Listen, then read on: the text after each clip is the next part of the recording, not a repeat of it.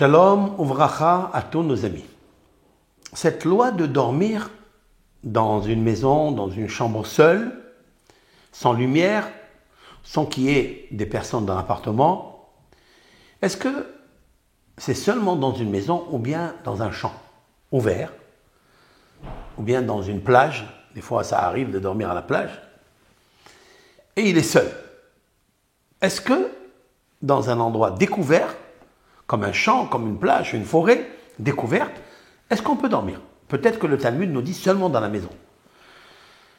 La halakha, elle est qu'il y a un rav qui s'appelle Rabbi Binyamin Zilber, c'est l'auteur du Binyan Olam, c'est un rabbin qui a vécu il y a une dizaine d'années à Bnei Brak. Il a écrit dans ce livre que ce que le Talmud nous dit la maison, ce n'est pas forcément que la maison. Car il faut aller à la raison. La raison, c'est quoi? C'est que la nuit, il y a des forces négatives qui ne s'ennuient pas. C'est des forces, ça leur appartient. La nuit, c'est leur domaine. Et donc, ils végètent toute la nuit et ils vont aller chercher une personne qui est seule, qui a peur.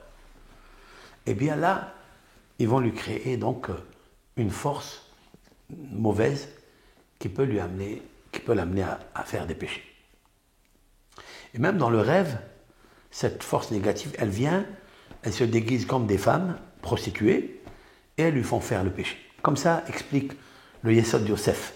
C'est un rave qui a écrit un livre sur Shmirat HaBerit. Et donc, il nous faut faire très attention à cela. De ne pas dormir seul. Excepté s'il a une bougie, s'il a peut-être une lampe, l'éclairage. Les forces négatives de la nuit n'aiment pas la lumière. Ils se sauvent de la lumière. Donc, avoir toujours une bougie avec lui pour essayer de se protéger. Ou bien, la meilleure bougie qui existe, c'est le Kriyat Shema à la mita, avant de dormir. Ou l'étude de la Torah.